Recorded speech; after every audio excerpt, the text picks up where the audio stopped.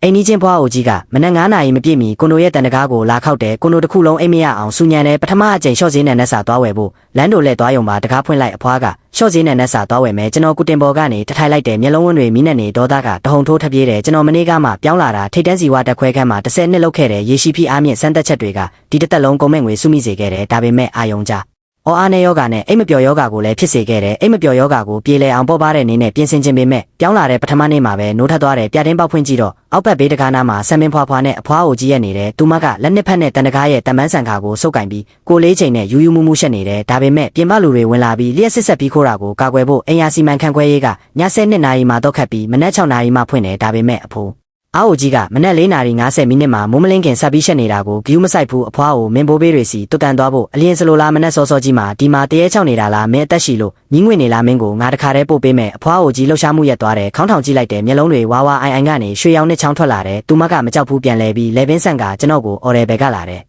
်တတဝါကလေးအရင်ချင်းမှုမရှိဘူးမုံဆိုင်4 နာရီ 30 မိနစ်ဖွင့်ပြီးရှော့ဈေးနဲ့နှက်စာဝယ်ယူတယ်ငါရှက်တယ်ဘာဖြစ်လို့လဲငါရဲ့နှစ်ချက်သားတအိတ်ပဲနို့ဝယ်တာနောက်နေစေတယ်မင်းပေးနိုင်မလားသူမကဆယ်ရင်အချိန်မြင့်ဆက်ပါတယ်လို့မျိုးတစ်လျှောက်လုံးပြေးသွားပြီးဌာနခွဲတကားထဲဝင်သွားတယ်2 မိနစ်မပြည့်ခင်ကျွန်တော်အိမ်ရဲ့ခိုးဝင်ကာကွယ်ရေးတကားကိုရိုက်ခတ်တန်တွေထွက်လာတယ်ဒုတိယထက်ကပြောင်းလာတဲ့သူချက်ချင်းဖွင့်လိုက်အဖွားအိုကိုစိတ်ဆိုးအောင်လှုပ်ရဲတာလားလူတို့ကိုအနောက်ရှက်ပေးပြီးကိုတိုင်လာရှာတာလဲပထမဆုံးအချိန်ပဲကျွန်တော်ပြုံးကတော့ဖွင့်လိုက်တဲ့ရှေ့ကနေကြက်တုံဖြူနှံပြင်းတဲ့ခံတွင်းနဲ့တစ်ချက်လုံးလာတယ်အဖွားအိုမင်းကဘသူလဲနှစ်ချက်သားပဲနို့အတွက်တတိုက်လုံးအိမ်မရအောင်ရှက်နေတာလားငွေမပေါ်ဘူးလားအော်ခံရမှာပေါ်မယ်လားအဖွားအိုကြီးဒေါသရမ်းထွက်ပြီးမျက်နှာပြသွားတယ်ကျွန်တော်နာခေါင်းထိုးပြီးတရွေးတွေပြန်သွားတယ်ငါကမင်းရဲ့အိမ်ရှိအိမ်ကြီးချင်းပဲငါအောက်မှာရှက်တာမင်းကကိုဘာလုံးနိုင်လဲငါပြောမယ်ငါရင်ဘက်ထဲမှာလက်တွေ့စမ်းသက်ကိရိယာ2 ခုရှိတယ်မင်းကကိုစိတ်ဆိုးအောင်လုပ်ရင်အ ਨੇ ဆုံးမင်းအိမ်ရှိမှာတေးပြီးမင်းကိုညှင်းမယ်ကျွန်တော်ရှိကအဖွားအိုကြီးကိုကြည့်ကကောင်းကင်ကိုအေးအေးဆေးပြုံးလိုက်တယ်ဒါဆိုရင်ကိုဂယူးဆိုင်ပါစောစောမတေးပါနဲ့အဖွားအိုကြီးချင်းချောက်တာကိုမကြောက်ဘူးကျွန်တော်ကိုဆိုးဆိုးဝါးဝါစိုက်ကြည့်ကတနှွေးထွေးလိုက်တယ်မင်းသားကောင်းတတိရှိတယ်နော်စောင့်ကြည့်လိုက်ပြောပြီးသူပြန်ပြေးသွားတယ်ဒီခြေနေကိုမြင်တော့ကျွန်တော်အသက်ပြင်းပြင်းရှူလိုက်တယ်စက်ယုံတက်ခွဲခန်းမှာကြာနေတော့ဒီလိုလူမှုရေးပုံမှားတွေဘလောက်ခက်ခဲလဲတိတ်တိရှိတယ်သူတို့နဲ့ရုပ်တိပြောတာကျွန်တော်အတိအယံကိုရှုတ်ချတာပဲအခုအချိန်မှာအိမ်ပိုင်ရှင်အုပ်စုထဲမှာပောက်ကွဲနေပြီးအိမ်ယာစီမံခန့်ခွဲရေးမန်နေဂျာနဲ့ပြောပါနေတိုင်းဒီလိုရှက်ရင်ကျွန်တော်ရင်ပတ်စံတက်ကိရိယာတွေလောက်ကျုပ်ကုန်မယ်မပြောနဲ့တော့ကျွန်တော်အိမ်ရှိမှာအဖွားအိုကကျွန်တော်ကိုတနာရီကြာဆဲတယ်သူမနန်းနဲ့စာမဝယ်ရအောင်ချိန်ဆဲတယ်လို့ပြောတယ်အိမ်ပိုင်ရှင်များနားလည်ပေးပါအဖွားအိုကြီးမှာနှလုံးရောဂါရှိတယ်ကျွန်တော်တို့ရဲ့လုံခြုံရေးကိုလည်းသူ2 ယောက်တန်ရာရစေခဲ့တယ်တကယ်တော့မစီမံနိုင်ဘူးနားလည်ပေးပါကိုယ့်ရဲ့အာယုံကြောအားနည်းမှုကြောင့်ဖြစ်တဲ့မျက်ကွင်းညိုတွေကိုကြည့်ကအေးအေးဆေးဆေးပြုံးလိုက်တယ်ဒီကွန်ဒိုမှာနှလုံးရောဂါကအကြမ်းဖက်မှုကွင်းပြုချက်လိုမျိုးဖြစ်နေပုံပဲမင်းမှာနှလုံးရောဂါရှိရင်တတိုက်လုံးရဲ့ငြိမ်းချမ်းမှုကိုရှက်နိုင်တယ်မင်းမှာတေလုတ်ကက်ရှိရင်လူတိုင်းရဲ့စီးမြင့်တွေကိုချိုးဖောက်နိုင်တယ်ဒါပေမဲ့ကျွန်တော်အိမ်မှာအမျိုးမျိုးတော့မနာခံမှုတွေကိုကုသပေးတယ်ကွန်ဒိုထဲမှာနှစ်ပေါင်းများစွာကြီးစိုးနေတဲ့အဖွားအိုကြီးကိုသင်ခန်းစာပေးဖို့ထိုးနှစ်မုံလွဲမှာကျွန်တော်အပြင်ထွက်လိုက်တဲ့စူပါမားကတ်ကိုမသွားဘူးဒစ်ဂျစ်တယ်မျိုးကိုတက်သွားတယ်ကျွန်တော်ဈေးကြီးပေးပြီးညံ့မြင်ကွင်းထောက်မြန်မာရှင်းလင်းတော့ကင်မရာငယ်တစ်လုံးဝယ်လိုက်တယ်လေကားတစ်ထောင်းကအလုံးမလုံးတော့တဲ့အာယုံကန်မီးကွက်ဟောင်းထဲမှာဖုံးကွယ်ထားတဲ့အိမ်ခွင်ထဲမှာထောင်းကကျွန်တော်အိမ်ရဲ့တကားကြီးနဲ့ဘုံစင်ကြံကိုအပေါ်စီးကနေမြင်နိုင်တဲ့ဒါပြင်ဒီပစ္စည်းကရောင်စုံမြင်ကွင်းနဲ့မြင်မတော့အတန်ဖန်းယူမှုပါတယ်ဒါတွေအားလုံးပြီးတော့ကျွန်တော်အသက်ရှိရှူလိုက်တယ်ဒါပေမဲ့ငင်းချမ်းစွာအိတ်ဖို့အရင်မြစ်ကနေဖျက်တောက်ရမယ်ဆိုတာကောင်းကောင်းသိတယ်ဒါကြောင့်တခွဲခန်းကနေယူလာတဲ့မြင်မတော့စေကတ်မှုရှိတဲ့ချောစီပလင်းကိုထုတ်ယူလိုက်တယ်ဒါကတိကျတဲ့ကိရိယာတွေကိုထိမ့်သိမ့်ဖို့သုံးတာပါကျွန်တော်လက်အိတ်ဖြူဝတ်ကဒီပစ္စည်းကိုဘေးတကားရဲ့တမန်းဆန်ခါတွေအားလုံးပေါ်မှာနီနီညာညာတုတ်လိုက်တယ်ကျွန်တော်လဲကြအောင်မလုပ်ဘူးအတန်ဖယ်ရှားဖို့ပဲမင်းရှက်ချင်ရင်ငါအားမသုံးနိုင်အောင်လုပ်မယ်လမ်းသွားလမ်းလာတွေကိုတတိပေးဖို့တန်တကားပေါ်မှာတတိပေးစာရွက်လဲကတ်ထားတယ်ဒါတွေအားလုံးပြီးတော့ကျွန်တော်အသက်ရှိရှူလိုက်ပြီးဒီတစ်ခါငင်းချမ်းစွာအိတ်နိုင်ပြီလို့ထင်လိုက်တယ်ဒါပေမဲ့နောက်နေ့မနက်4 နာရီတီမှာအဖွားအိုကြီးထက်ရောက်လာတယ်သူမကကျွန်တော်ကတ်ထားတဲ့တတိပေးချက်ကိုလုံးဝအယူမဆိုင်ဘူးဘသူကသူ့ကိုရည်ရွယ်ချုပ်ရှိချင်းချောက်တာလို့ထင်တဲ့တစ်ချက်ဆိုအဖျက်လိုက်တယ်ပြီးတော့လက်နှစ်ဖက်နဲ့တမန်းဆန်ခါကိုကျင်သားရအောင်ပြင်းပြင်းစုပ်ကင်ပြီးဒီနေ့ရဲ့ရှက်တကားပွဲကိုစတင်ဖို့ပြင်ဆင်တယ်ဒါပေမဲ့သူ့လက်နှစ်ဖက်အားပြုတဲ့ခိုက်မှာအံ့ဖွယ်ဖြစ်သွားတယ်အဖွားအိုကြီးရဲ့အောင်မြင်မှုတေချာတဲ့အားကပန်းဆန်ခါကိုထိမိချိန်မှာအကျင့်ရသူ့ကို၄ ချိန်မမျှတာဘူးလဲကျသွားပြီးပန်းဆန်ခါတိုင်းမြေပေါ်လဲကျသွားတယ်ဒီချိန်မှာအတန်ကြားတဲ့လုံခြုံရေးရာရှိကထွက်လာတယ်မြေပေါ်မှာကို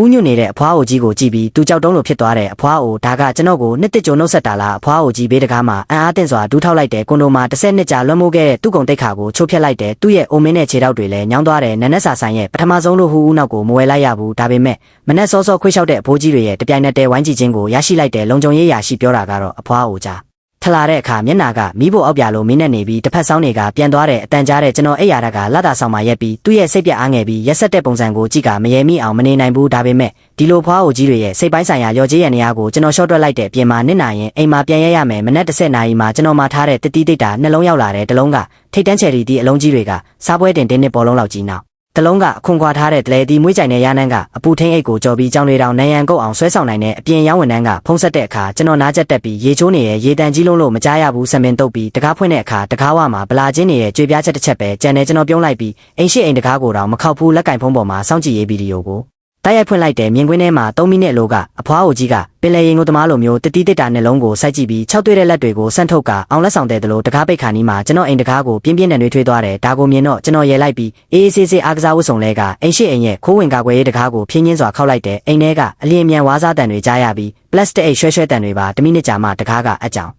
်လေးဖွင့်လာတဲ့အဖွားအိုကြီးရဲ့အရေးအကြောင်းတွေနဲ့ပြည့်နေတဲ့မျက်နှာကတကားကွက်လက်ထဲမှာညက်နေပြီးနှုတ်ခမ်းမှာချယ်ရီတီးဖြော်ရီနီနီကလေးကက်နေရဲ့ဘာလဲနေခင်းကြီးမှာအသက်သက်ဖို့လားအဖွားအိုအရင်ကအပြင်ရောင်းဝန်ထမ်းကကျွန်တော်ရဲ့ချယ်ရီတီးနဲ့တလဲတီးတွေကိုတကားဝမှာထားခဲ့တယ်စောင့်ကြည့်ရေးဗီဒီယိုရအတင်းကကျွန်တော်အတွက်တင်ထားတယ်ပြန်ပေးပါဘာစောင့်ကြည့်ရေးဗီဒီယိုလဲဒါကမင်းအိမ်မှာတက်ဆင်ထားတဲ့သူခိုးချောင်းကင်မရာလားငါပြောမယ်ငါခုလေးတင်အမိုက်ပစ်ထွက်သွားတာတကားဝမှာဘယ်သူမှမယူတဲ့တတိပုံးနဲ့လုံးစုပုံနေတာတွေ့လိုက်တယ်စင်ကြံကိုပိတ်ဆို့နေရဲ့ဒါကမိဘေးအနေနဲ့ပဲငါကချို့ဝက်ကောင်းမှုပြုပြီးမင်းအတွက်အမိုက်ရှင်းပေးတာမင်းကတော့ပြန်လှည့်လာပြီးဆွဆွဲနေရဲ့ဒါကြောင့်ကျွန်တော်စကားများများမပြောဘူးလက်ကင်ဖုံးဖွင့်ပြီးသူမခိုးတဲ့မြန်မာရှင်းလင်းတဲ့ဗီဒီယိုကိုသူမရှိမှတိုက်ရိုက်ပြလိုက်တဲ့အဖွားကိုရှင်းရှင်းလင်းလင်းကြည့်ဒါကခိုးမှုပဲတန်ဖိုးက900ကျော်တဲ့မင်းကို2ရက်ထောင်ထဲထည့်ဖို့လုံလောက်တဲ့အဖွားကိုကြီးကြည့်လိုက်တယ်မာကျော်တဲ့နေ့ကအလုံးမဖြစ်ဘူးသူ့ရဲ့အဆုံးစုံကာကွယ်ရေးမုတ်ကိုချက်ချင်းဖွင့်လိုက်တဲ့အိုးအနိုင်ကျင့်တာလားပြောင်းလာတဲ့တက္ကသိုလ်ကျောင်းသားကအဖွားအိုကိုတတ်တော့မယ်တဲ့ဒီနှလုံးသွင်းထားတဲ့စမ်းသက်ကိရိယာတွေကိုမင်းဒီတစ်ချက်ခုံလိုက်တာနဲ့လိုင်းပုတ်တူလိုဖြစ်သွားတယ်ကဲပါတက်ပါဒီအော်တန်ကမနက်ခင်းရှက်တကားထက်တောင်ကြေကွဲစရာကောင်းတဲ့3မိနစ်အတွင်း2မိနစ်မပြည့်ခင်အိမ်ယာစီမံခန့်ခွဲရေးမန်နေဂျာလုံခြုံရေးနဲ့အိမ်နီးချင်းနဲ့ငယ်စုဝေးလာကြတယ်အိမ်ယာစီမံခန့်ခွဲရေးမန်နေဂျာက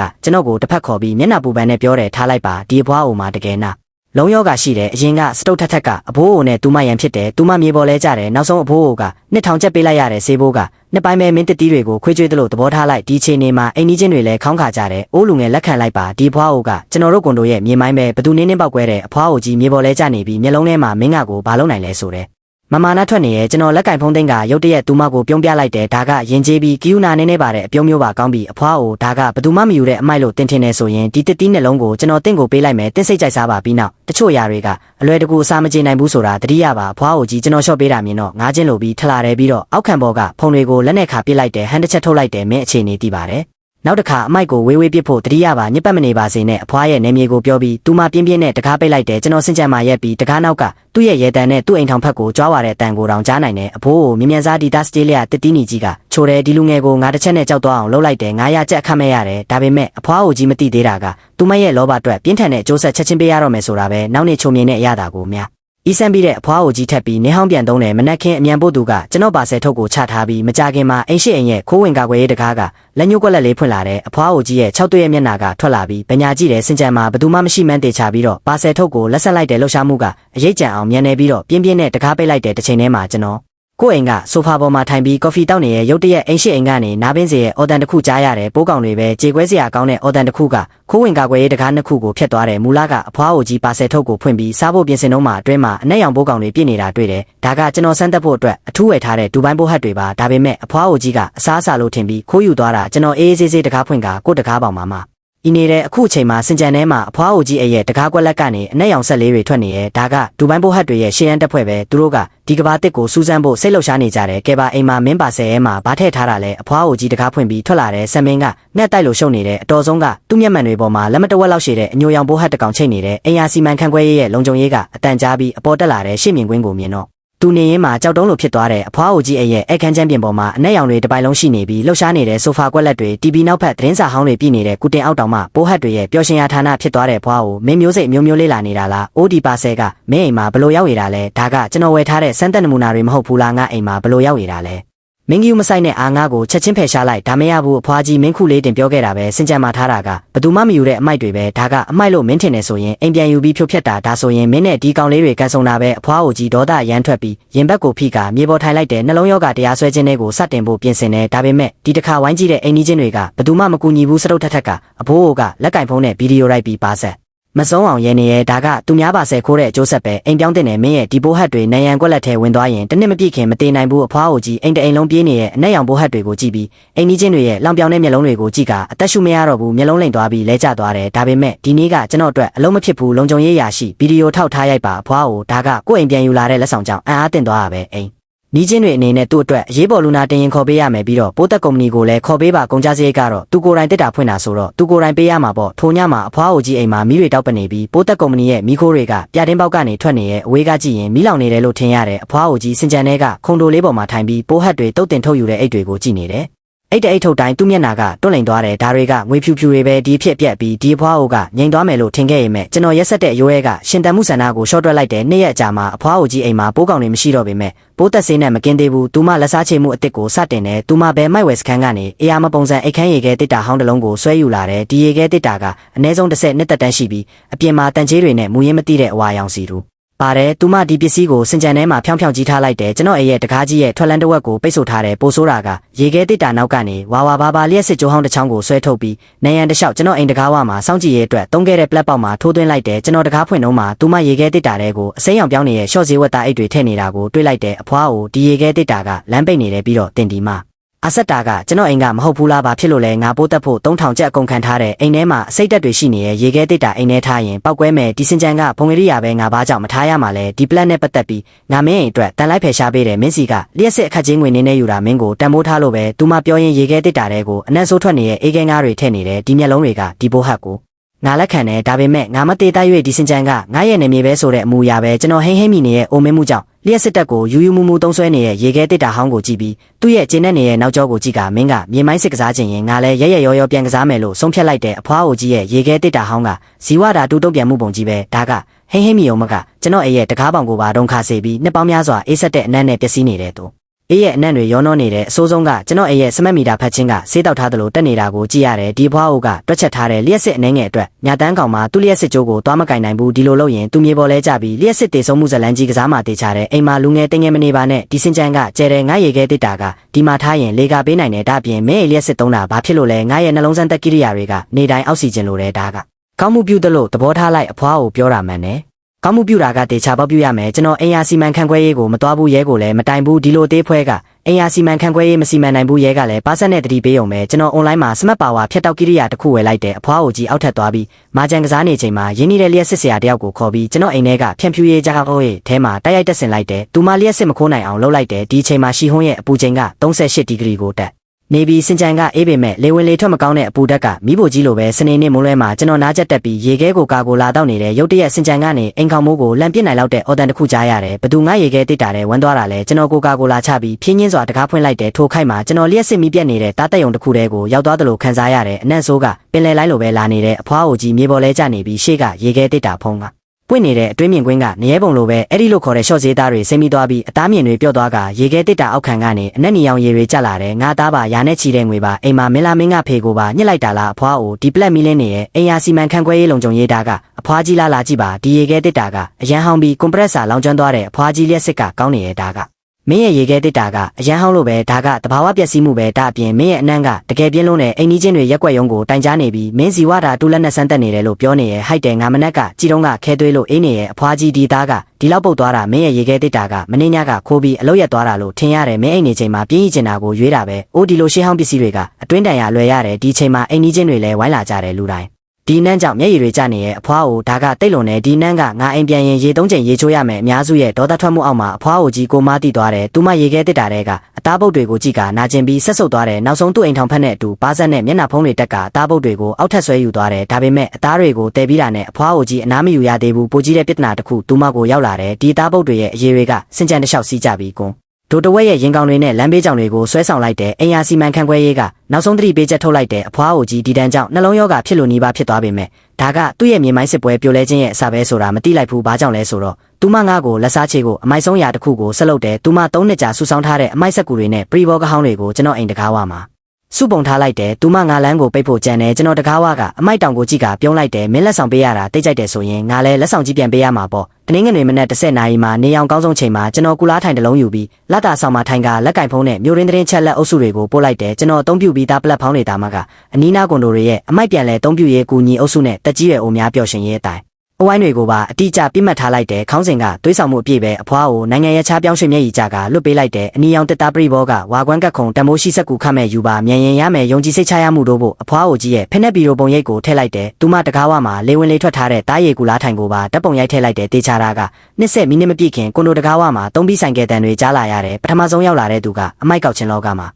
ာတန်သွားကြေးသွားလို့ခေါ်တဲ့လီမေကြီးပဲသူမရဲ့အကြီးကဲအောက်မှာစက်ကူတွေကိုကော်ရီဒေါမကြံအောင်ကောက်ယူတယ်ပြီးတော့အိမ်နီးချင်းခန်းကစစ်တီတော်ကြီးကျမ်းမေကြီးနောက်မှာအင်အားကြီးရဲ့မဟာမိတ်တွေပါလူတိုင်းလက်ထဲမှာအေယာမရက်ကဲတွေပါသူတို့ဌာနခွဲစင်ကြံကိုဝင်လာတဲ့အခါမျက်လုံးထဲကအလင်းနှန်းတွေကအာယုံခံမီးကိုတောင်ကြော်သွားတယ်ဒါကအနီရောင်တစ်သားစာအုပ်စင်မြ мян ယူအိုဒီစက်ကူတွေစီးထားတာတကယ်စနစ်ကြတယ်အဖွားကိုတကယ်ကောင်းတယ်ဟာဒီကူလားထိုင်ငါဟာပဲငါမြေးကတရေတမောအိတ်ဖို့လိုနေတဲ့တစ်ချိန်တည်းမှာငိန်တက်တဲ့စင်ကြံကဟင်းဒီဟင်းရွက်စေးဖြစ်သွားတယ်ကျွန်တော်အေးအေးဆေးတကားကွက်လက်ဖွင့်ပြီးလီမေကြီးနဲ့ကျမ်းမေကြီးဖက်နဲ့ဘီလိုဟောင်းအတွက်ပိုင်ဆိုင်မှုအခွင့်အရေးကိုအပြန်လန်မပေးဘဲညှင်းခုန်နေတာကိုမြင်လိုက်တယ်ဒါကငါရင်မြင်တာငါသုံးပြီးဆိုင်ကဲကတကားဝမှာရက်ထားပြီးမြင်သူတိုင်းဝေစုရှိတယ်အွန်လိုင်းကအခက်မဲ့ယူပါတယ်လို့ပြောတဲ့အာကြီးသူကပိုင်နယ်ဒီချိန်မှာအဖွားကိုကြည့်တယ်ရေးအိပ်ပြီးနိုးကကျွန်တော်ပိတ်ဆို့ခံရတဲ့အဆင့်ကိုကြည့်ဖို့တကားဖွင့်လိုက်တယ်ဒါပေမဲ့တကားဖွင့်တာနဲ့အဖွားအိုကြီးတကိုယ်လုံးမိုင်းခွဲခံရတယ်လို့ဖြစ်သွားတယ်သူမပုံမှန်ပလက်စတစ်ပလင်းအတွက်ပြိုင်ဖက်တွေဖြစ်တဲ့သူ့ရန်သူတွေသူ့စက်ကူတွေကိုဖြုတ်တုကူလားထိုင်တွေကိုတဲဖက်နဲ့ဘီရိုအောက်ကကော်စောဟောင်းကိုတောင်အဖွားအိုတွေကအင်အားသုံးဆွဲငင်နေတာကိုမြင်လိုက်ရတယ်မင်းတို့ဘာလို့ရက်နေတာလဲအဖွားအိုဒါကမသိတော့ဘူးအွန်လိုင်းမှာပြောထားတယ်မင်းအင်္ဂါချုပ်ကိုပြောင်းရွှေ့မယ်ဒီပစ္စည်းဟောင်းလို့အေကိုအားလုံးကိုပေးလိုက်တာကောင်းမှုပြုတာအိမ်ကြီးချင်းဟောင်းချင်းမင်းချမ်းသာလာတဲ့ညီကိုမောင်နှမတွေကိုဆွဲငင်ပေးတာမင်းကိုကျွန်တော်တို့ပေးတဲ့မေတ္တာဘသူနိုင်ငံရဲ့ချားပြောင်းမှာလဲဘသူမင်းတို့ကိုပေးမှာလဲဒါကငါငွေငါအသက်အဖွားကိုမင်းသိချင်းမြောင်းတဲ့ပို့စတင်သူကပြောတယ်မင်းအိမ်ကြီးချင်းကိုစိတ်မကောင်းလို့လွတ်ပေးတာပါမင်းခုနောင်တရတာကငါတို့ကိုလှည့်စားနေတာလားအားလုံးဒီကိုအလင်းမြန်လာခဲ့ကြတယ်စာပုတ်ခါမင်းပေးမလားဟန်ဘသူပို့စတင်တာလဲအိမ်မှာမင်းလားအဖွားကိုဒီစကားကိုမပြောနဲ့ကျွန်တော်ဒီမိုးလွဲမှာအိမ်ထဲမှာစာဖတ်နေတယ်ဒါပြင်ဒီအိမ်ကြီးချင်းမေတွေကစေတနာကြီးတယ်သူတို့ဒီလောက်အားတုံခုံဆိုင်တယ်နေတာတင်တကယ်ကောင်းမှုပြုကျင်ပြီးအိမ်ကြီးချင်းကောင်းဖြစ်ဖို့ဆုံးဖြတ်လိုက်တာလို့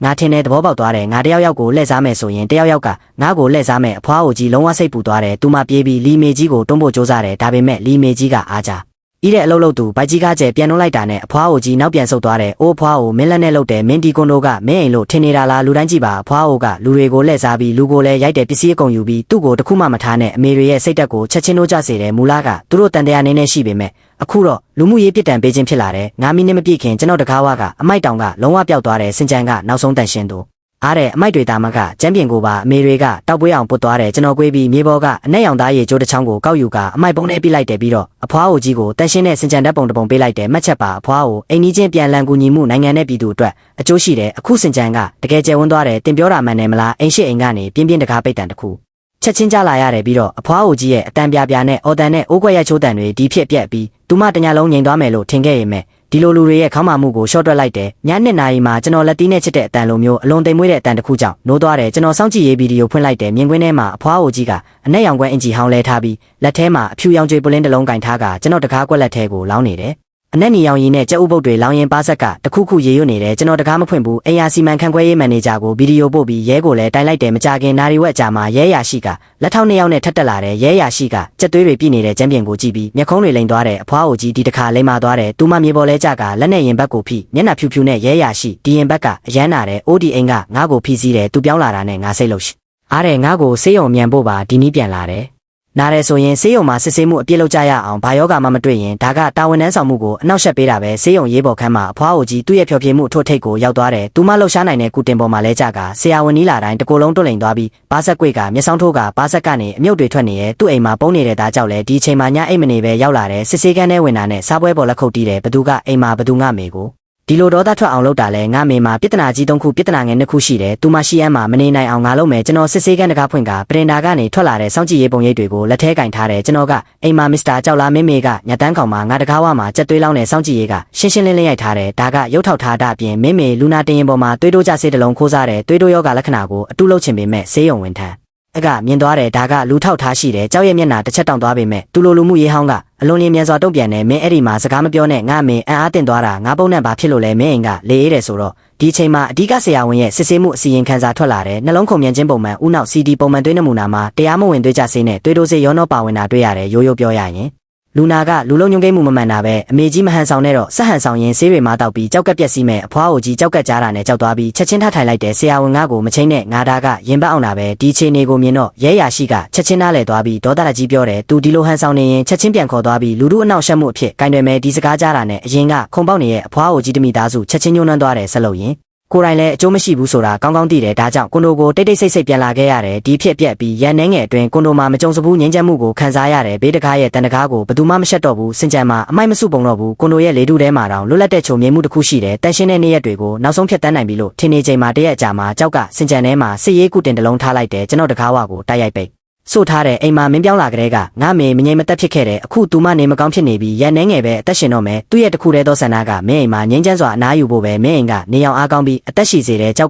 မျက်နှာရက်ဆက်ပြီးလက်ထဲမှာတန်တို့တစ်ချောင်းကင်ထားတယ်ဒါကပုံမှန်ပြော့ရောမာရောဗျူဟာပဲဘာကြောင့်လဲဆိုတော့အဖွားအိုကြီးနေမကောင်းလို့ရဲကလည်းအတင်းတင်ထုတ်လို့မရဘူးသူတို့ကဒီနည်းနဲ့ငါ့ကိုအိမ်ပြောင်းခိုင်းဖို့ဒါမှမဟုတ်ငွေများကြီးပေးခိုင်းဖို့ကြံတယ်သူတို့ရွာမှာဒါကိုနောက်ဆုံးစားလို့ခေါ်တဲ့အိမ်ကြီးချင်းကိုကြောက်အောင်ပြေးအောင်လုပ်ရင်ဒီမြေကသူတို့ရဲ့ဖြစ်သွားတယ်ဒီစင်ကြံကဖုံဝေရိယာပဲမင်းမေငင်းချမ်းစွာအနားယူခြင်းရင်ကိုယ့်အိမ်ပြန်သွားငါမေမင်းကိုမြင်ရင်စိတ်ဆိုးတယ်စိတ်ဆိုးရင်ယောဂပြန်ဖြစ်တယ်မင်းတာဝန်ယူရမယ်ဒီနေ့မင်းရော်ချင်း200ထောင်ယူရမယ်ဒါမှမဟုတ်ဒီတကားကနေထွက်ဖို့မမျှော်လင့်တဲ့အနီးနားကအိမ်ကြီးချင်းတွေလာကြိုးစားပေမဲ့ကြောက်ရဲ့သူငယ်ချင်းတွေကတယောက်ချင်းငေးကြည့်လိုက်တယ်လီမေကြီးငါအတွက်စကားပြောချင်ပေမဲ့ကြောက်ရဲ့ဇနီးကသူ့မျက်နှာပေါ်တနှွေးထွေးလိုက်တဲ့တစ်ချိန်တည်းမှာတရားမျှတမှုကဒီလိုနဲ့နေမိမ့်မဲ့အကျင့်ပြတ်ချစားမှုကြောင့်ဖိအားခံရပုံရတယ်ဒါပေမဲ့ကျွန်တော်မစိုးရိမ်ဘူးကျွန်တော်ကြောက်ကိုရေတန့်ပလင်းတစ်လုံးတောင်ပေးလိုက်တယ်ကောင်းပြီကြောက်မင်းကြီးကြီးကျယ်ကျယ်ကစားချင်ရင်ငါလိုက်ကစားမယ်ကျွန်တော်တကားပြန်ပိတ်ပြီးနောက်ဖုံးတစ်လုံးကိုခေါ်လိုက်တယ်ကြောက်ကငါကြောက်သွားပြီလို့ထင်ကစစ်ရေးကူတင်ပေါ်မှာအထိုင်ပြီးသူ့မေကိုကြွားဝါပြောတယ်အမေကြီးတက္ကသိုလ်ကျောင်းသားကနုနေတဲ့ချင်းချောက်ယုံနဲ့ကြောက်သွားတယ်အဖွားအိုကြီးကူတင်ပေါ်လဲကြကမျက်နှာချောက်တွေ့ရင်မဲ့မျက်လုံးထဲမှာလိမ္မာပါးနှံ့မှုအပြည့်ရှိတယ်ငါသားပဲနေလန့်ရှိတယ်သူတို့မသိဘူးငါရဲ့ဖုံးကရှိဟုံးမြို့ကျမရေးဆောင်ကြည့်ရေးဌာနနဲ့မိတက်တက်ဖွဲ့ရဲ့ဘေးကင်းရေးပြုပြင်ရေးဌာနကိုခေါ်တာ2 နာရီမပြည့်ခင်မီးလင်းတဲ့ကားနှစ်စီးအောက်မှာရက်နေတယ်ကြောက်ကအော်နေတော့မယ်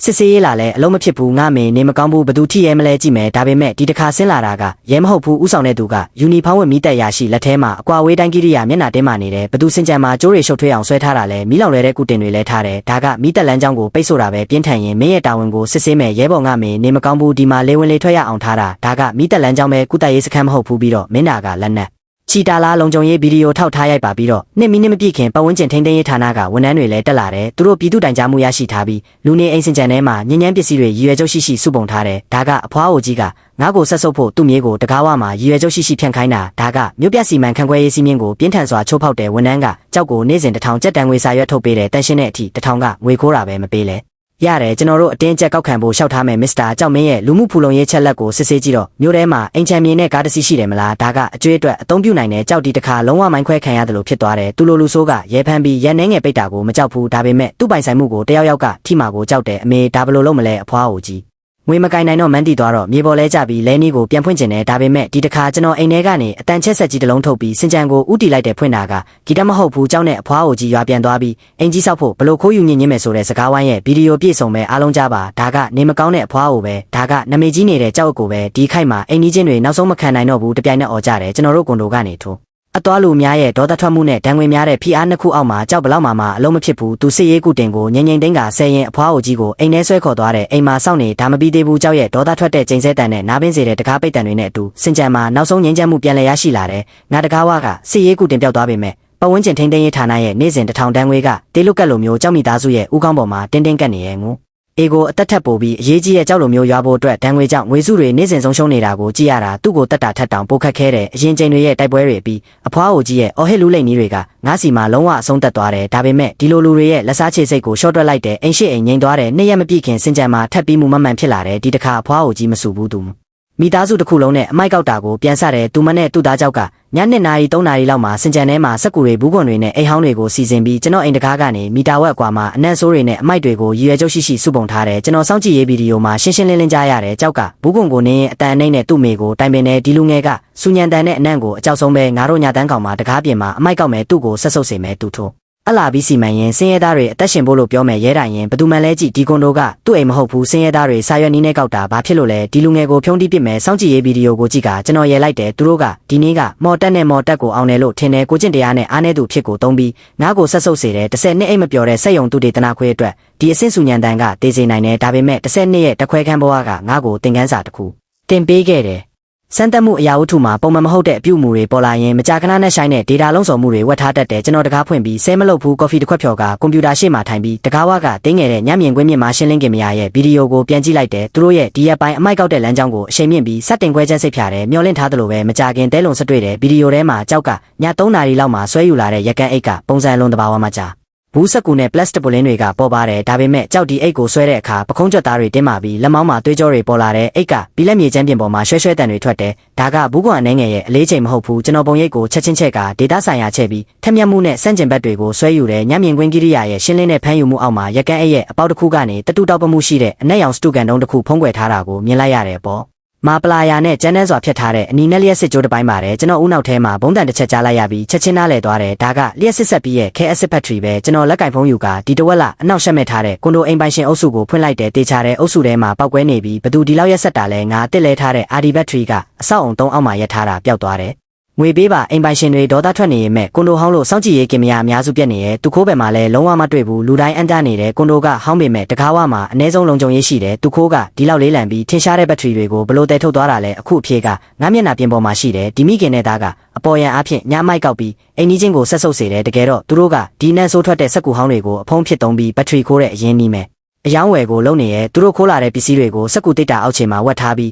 းအပေါ်မှာအနံ့ဆိုးထွက်တဲ့အမိုက်တွေနဲ့ဖုံးထားတဲ့အပြင်ထွက်တုံးလူတွေ့ရင်တော့အဖွားအိုရဲ့အမိုက်လဲကိုဘသူလန်ကြည့်မှလဲတကယ်တော့ကန်ကြမာကငါးပါးဆက်သေးကိုထမင်းပန်းကန်နဲ့ကျွေးနေတာပဲကျွန်တော်စောင့်ကြည့်ရေးမျက်နှာပြင်ကိုကြည့်ကနှုတ်ခမ်းထောင်းတွေမတက်မနေနိုင်ဘူးဒါကြောင့်ကြောက်မှာအလောက်ကင်မရှိပဲမျိုးထဲမှာအိမ်နဲ့ကားဝယ်နိုင်တာလားမူလားကနောက်ွယ်မှာဒီလိုရှက်စရာကောင်းတဲ့လုပ်ငန်းကိုလုပ်နေတာလားည3နာရီ40မိနစ်မှာမျက်နှာပြင်ပေါ်မှာကြောက်ရဲ့ပုံရိပ်ထပ်ပေါ်လာတယ်တူခိုးလိုပြီးဗညာကြီးကကြောပေါ်မှာအလွန်လေးလံတဲ့အိတ်တလုံးထမ်းထားတဲ့အားကုန်နဲ့အပေါ်တက်လာတဲ့အဖွားအိုကြီးမြင်မြန်တကားဖွင့်နေရောက်ပြီးဘက်ထရီကြီးလေးလုံးငါးကိုတေအောင်လေးတဲ့စက်ကူတိတ်တာနဲ့ချက်ချင်းဖုံးထားမနှက်ဖြန်မနှက်ခင်းအမိုက်တန်တွေဖြစ်တောင်ဘက်အမိုက်စခန်းကိုဆွဲသွားထောက်ထားခိုင်ပါတယ်လက်ရှိကိုပစ္စည်းအကုန်ရှိတယ်ကျွန်တော်တကားတော်မထွက်ဘူး130ရဲတိုင်ကြားရေးစင်တာကိုဖုံးဆက်လိုက်တယ်ညွန့်ကြားရေးစင်တာဟယ်လိုရှင်းဖူလီကွန်ဒိုဌာနခွဲနဲ့ရာနှစ်အိမ်ရှိအိမ်ကျွန်တော်စောင့်ကြည့်ရေးဗီဒီယိုကနေစက်တိုက်ခိုးမှုတစ်ခုကိုမြင်နေရတယ်တန်တရားရှိသူကကွန်ဒိုတွေကလျှက်စစ်ဆက်ပြီးဘက်ထရီတွေကိုခိုးထားပြီးလက်ရှိစင်ကြံထဲမှာဝတ်ထားတဲ့တန်တရားရှိသူပစ္စည်းလွှဲပြောင်းခြင်းသို့မဟုတ်အထောက်ထားဖျက်ဆီးခြင်းကိုကာကွယ်ဖို့ရဲတပ်ဖွဲ့ကိုချက်ချင်းစေလွတ်ပါကျွန်တော်စီမှာပြည့်စုံတဲ့မြန်မာရှင်းလင်းဗီဒီယိုရှိတယ်ပြောပြီးဖုံချလိုက်တဲ့တန်ရှင်းတဲ့အဝတ်အစားလဲကပိုက်ကွန်ကိုတိတ်တိတ်ဆိတ်ဆိတ်စောင့်နေတဲ့ဟောင်းနှွမ်းတဲ့ကွန်ဒိုရဲများကအရန်ငိန်တဲ့10မိနစ်မပြည့်ခင်ရဲကားနှစ်စီးကဆိုင်ရန်မမီပဲကျွန်တော်တို့ဌာနခွဲအောက်မှာတိတ်တိတ်ဆိတ်ဆိတ်ရက်နေတဲ့ရဲလေးယောက်က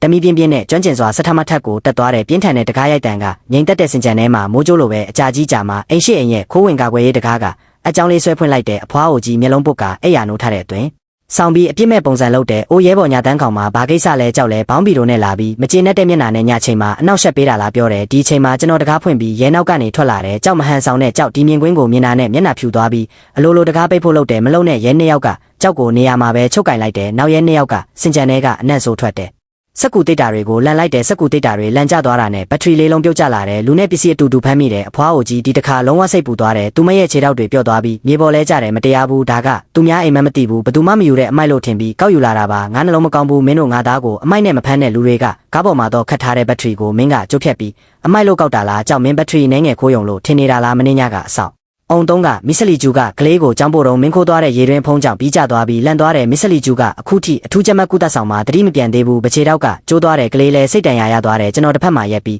းအဖွားအိုကြီးရဲ့ရုတ်တရက်ဖြူဖြော့သွားတဲ့မျက်နှာကိုကြည့်ကနင်းနေမြကီယူနာမရှိဘူးစက်ယုံတစ်ခွဲခန်းမှာဆန်းတက်တဲ့အခါတသမအမှတ်ငယ်လေးရဲ့အမားတစ်ခုတောင်စီမံကိန်းတစ်ခုလုံးကိုဖျက်ဆီးနိုင်တဲ့ကြောက်ကနှစ်ရချက်အတွက်သူများရဲ့မိသားစုတစ်ခုလုံးကိုဖျက်ဆီးလိုက်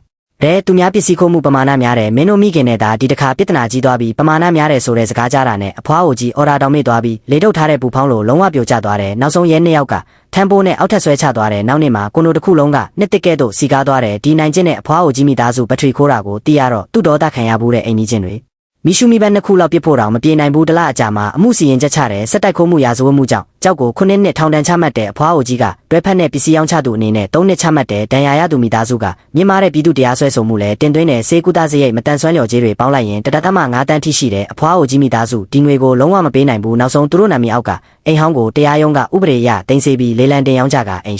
်အိမ်ကိုရှင်းလင်းဖို့ကုမ္ပဏီလာတဲ့ထိုနေ့မှာကျွန်တော်လာတာဆောင်မှာရက်ပြီးအောက်မှာစိမ့်ဆိုနေရဲ့တစ်ပင်ဟောင်းကိုကြည့်နေရမရှိတော့ဘူးည4နာရီရဲ့တတူတိုက်ခတ်တန်တဲ့စင်ကြံထဲကအနံ့ဆိုးတွေမရှိတော့ဘူးဒီကဘာမှာကျင်နာမှုကအားနေချက်လို့ထင်ပြီးတီးခံမှုကအနိုင်ကျင့်လို့ထင်တဲ့လူဆိုးတွေအမြဲရှိတယ်သူတို့ကဥပဒေကိုကစားစရာမျက်နှာမရှိမှုကိုလက်နက်ဖြစ်သုံးတယ်ဒါပေမဲ့ဒီလိုလူတွေကိုကင်တွယ်ဖို့သူတို့နဲ့ရွှွထဲမှာလူဖို့မလိုဘူးလှုပ်ဖို့လိုတာကနေရောင်အောက်မှာရက်ပြီးတင်းကျပ်တဲ့ရုံတိဗေဒနဲ့မဖြက်စီးနိုင်တဲ့အထောက်ထားတွေနဲ့သူတို့နေရာကိုကိုယ်တိုင်ပို့ပေးဖို့ပဲလူဆိုးတွေကိုကောင်းကင်ကဖမ်းယူတယ်ကျွန်တော်ကတော့ကောင်းကင်အတွက်အထောက်ထားပေးတဲ့သူပဲ